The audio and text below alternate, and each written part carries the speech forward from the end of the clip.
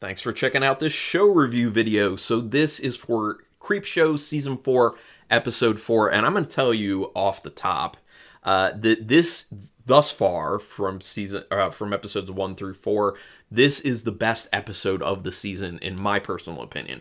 Other people may feel differently, but obviously I'm going to lay out why into this one. So going to get a few things out of the way, like I've said with the other ones. This is a show that they're dumping all these episodes of on the same day. That'll be October 13th. And then the other thing I need to address is the screener copies that I've received of these. There is no animation or anything in the beginning with the creep himself, so I cannot speak to that with these episodes. I can only speak to the content of the actual stories. That said, also, I can't give spoilers at all because of the embargo that's going on, like not even like story-wise, so I don't even have little synopses of the stories, unfortunately. So, anyway, let's get into my thoughts on Creepshow Season 4, Episode 4. The first story, Meet the Belascos, and I believe that this is the best story so far in the season. Obviously, I have 4 more stories after this to finish out the season. We'll see where those rank, but so far, Meet the Belascos is my favorite. It's written and directed by John Esposito, who also did Graveyard Shift, Tale of the Mummy, The Walking Dead show webisodes, and then the Creepshow stories Model Kid, Night of the Paw, Within the Walls of Madness, Skeletons in the Closet, and Meter Reader. This one has a really fun first sequence. The way it opens up, super engaging, super interesting, super fun. It sets the tone very well. It also gives you a lot of awesome visuals. And that's one of the big things is John Esposito, I think, not only did a great job writing this script, but he also did a really nice job with directing. The cinematography in this looks really cool. It looks even more stylized than any of the other stories thus far this season. So John Esposito really showing up, really showing what he's got, and I really appreciate that.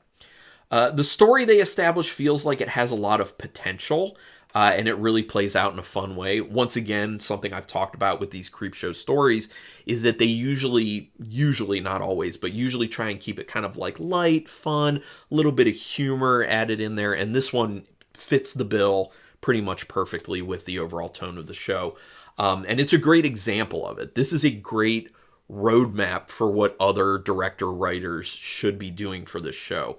They should really be looking to these types of stories that John Esposito has executed here and kind of go off that stuff, in my opinion.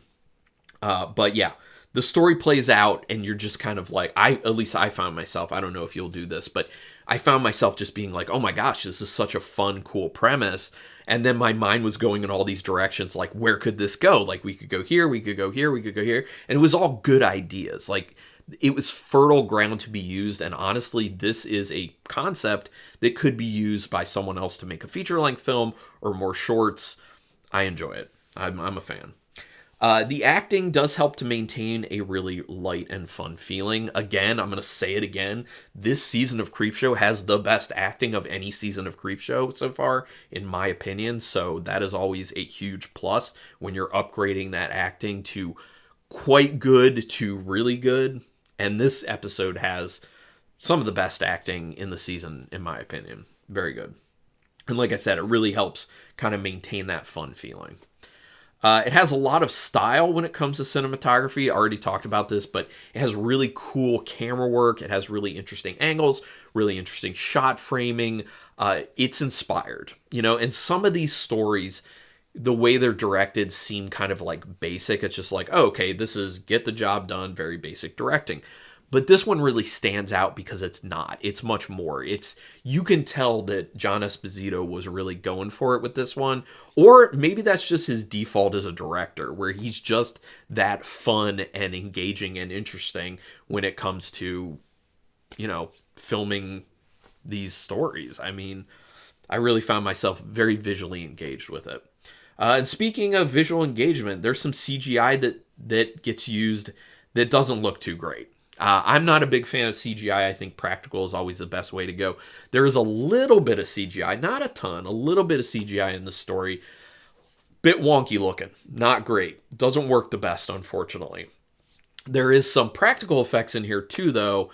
Much better in my opinion, but Yeah, when you see those bits of CGI on the screen and they just don't look right, it kind of takes you out of the moment, and it did for me in this one. That was probably the biggest issue I had with this, and it's not a big issue because it's kind of a, it's a fleeting moment. It doesn't define the story. The ending of this is quite good. Really like the way this ended up ending. It really hit me.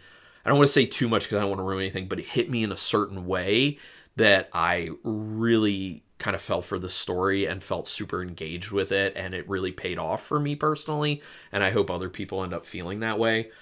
The way that acting, writing, directing, and cinematography come together, it feels so charming, and it has so much heart to it. That's the other thing. A lot of these you'll get, oh, okay, that was kind of an interesting story. And I know a lot of people put a lot of work into these, but some of them feel like they were a little bit rushed, maybe. Some of them feel like maybe there wasn't the most inspiration there. But this one feels different. This one feels like there was a lot of heart. There was a lot of care. It just did. And I really enjoyed this one for that reason. I know I'm gushing a bit about this one, but I really liked it. And it has an important underlying message that will resonate with a lot of people. Obviously, I can't tip my hat to what that is, but yeah. So out of 5 stars with half stars in play, I'm giving this a very strong 4-star rating. This is the best story so far that I've seen through 4 episodes of season 4 of Creepshow. I mean, I'd like to say I would love it if another story coming up would actually do better than this, but I have a feeling probably not. But this is a great high mark, in my opinion. And then the second story for this episode, Cheat Code, also one that I quite enjoyed, also one that had some decent charm to it. Directed by Justin Dick, who did lots of TV Christmas movies, the movie Anything for Jackson, and the Creepshow story, To Grandmother's House We Go, which was in season 4, episode 3. So just the prior episode, he got 2 stories for this season. This one's written by Claire Carey, who wrote Embers, and Charles Spano, who wrote Embers and I.O. I haven't seen any of those. This has Lachlan Monroe in it. I'm a fan of Lachlan Monroe. I love his stuff. Just to name a few for people, Night at the Roxbury, Scary Movie. Probably people really like him in Scary Movie, and Riverdale. Actually, I did watch a lot of the first like 4 seasons maybe of Riverdale. The first season was great. Second season was pretty good. And then it just kind of starts going from there. But Lachlan Monroe in those, really good. Great. He is a vastly underappreciated actor, and he did a great job in this, and he just does a great job in general. And this speaks again to what I've been saying with this season. Really good acting this season. Really good acting, and this story's no different. The character relationships in this feel pretty genuine.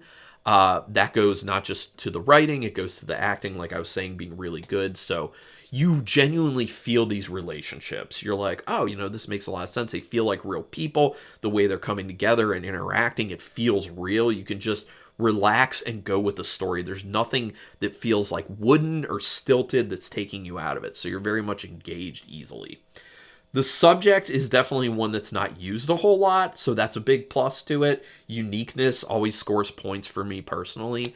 Some of these stories in the Creepshow series end up being kind of stories that are a little bit riffs on stories you've seen a lot before, and this one I really appreciate the fact that it did not do that. I can only think of maybe like 2 or 3 films that I've seen use a premise like this before, so it's fertile ground to be used, and I like how they decided to use it here. It does start to feel a bit repetitive, unfortunately, at times, though, so it's not perfect, but it did seem like maybe it was a little bit too long for what it was, because some of the scenes, you're like, oh, okay, didn't we kind of just have a scene that was just like this? So it just keeps feeling repetitive. But at some point, it kind of gets unstuck from that and really goes then. There's a logical place that this story would go, and when it does, it's fun. There's a certain thing that you start thinking about in the beginning when you get the premise of the story that you're just kind of like, I feel like they're probably moving towards this, and I was correct about that, and I was not let down. The way they decided to execute that really delivered on what my expectations were, or I guess not expectations, what my hopes were for it. So I was very satisfied with that. Something in the ending was less climactic than I would have hoped, though, but it was still okay. It wasn't bad. It was just things were going pretty well towards the ending, and then the very ending, I was just kind of like, I thought it would be a little bit bigger. I thought it would have been a much more of like, boom, here it is, awesome. But it was okay. It was okay. I think maybe my expectations kind of got the best of me on that one because things were going well. The whole moral to the story is also a good one that a lot of people can end up, I was going to say commiserating with, absolutely not, that a lot of people can end up identifying with. That's what I'm looking for right there. So obviously I really like this one too. Out of 5 stars with half stars in play, I'm giving it a very good 3.5-star rating. So like I said, thus far in season 4 Creepshow, episode 4 is the best for me personally. But let me know your thoughts on this episode and other episodes, or, you know, other horror stuff, Creepshow in general, whatever, in the comments. Go ahead, give me a sentence or two about what you did or did not like. I just don't like it when people are just like, liked it, didn't like it. That doesn't really mean anything to me. You got to give me a little bit of why. And I'll respond to that. Do me a favor, hit subscribe to my channel if you haven't already. I would 100% appreciate that. That's your best way to repay me for all this free content. And also hit the notification bell button, because then you'll know when I'm putting up new videos. You can also hit the like, all that stuff if you want to help me out. But thank you so much for watching this video. I appreciate it. And until next time, keep it brutal.